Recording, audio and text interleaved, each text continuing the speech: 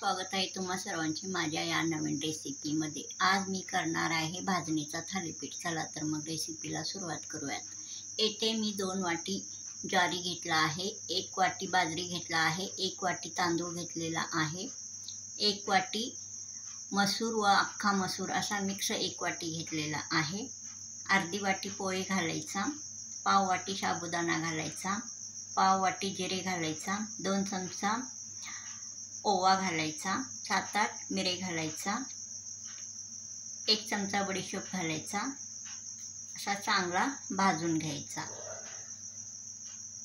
चना डाळ 1 वाटी घालायचा। हा बघा, अशा प्रकारे व्यवस्थित भाजून घ्यायचा। चांगला रंग तांबूस येईतोपर्यंत भाजायचं।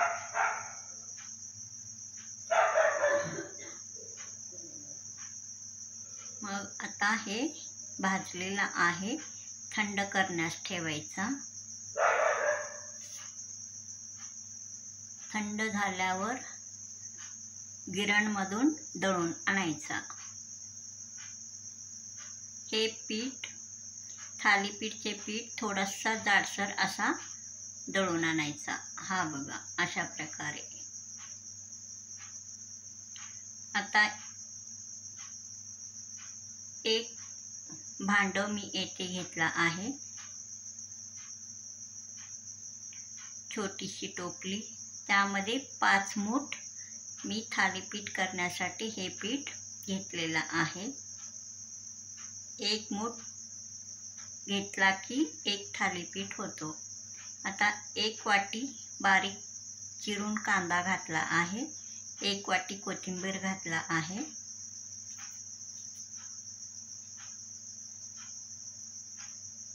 लाल तिखट 1 चमचा घालायचा, काश्मीरी मिर्च 1 चमचा घालायचा, पावडर काश्मीरी मिर्च पावडर, 1 चमचा हळद पावडर घालायचा, 1 चमचा धने जिरे पावडर घालायचा, हिंग अर्धा चमचा घालायचा, चवीनुसार मीठ घालायचा, थोडीशी साखर घालायचा, पाव चमचा। हा बघा, अशा प्रकारे सर्व घातलेला आहे मसाला। आता चांगला असा मिक्स करून घ्यायचा।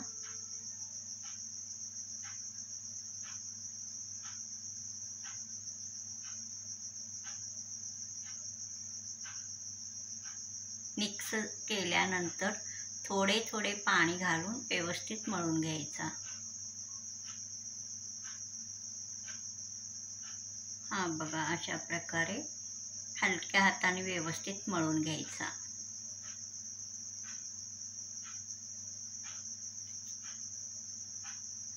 मळून झाल्यानंतर वरून 1 चमचा तेल मी घातला आहे, मोठ्या चमच्याने, पळीने म्हणजे तेल घालून असा चांगला मळून घ्यायचा।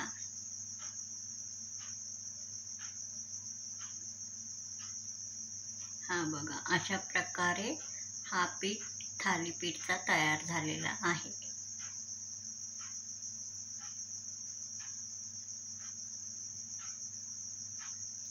एक कॉटन कपडा ओला करून घ्यायचा।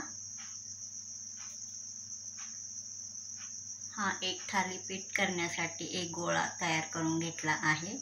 हा बघा, थोडंसं पाणी घालायचा, मग अशा प्रकारे थालीपीठ करायचा।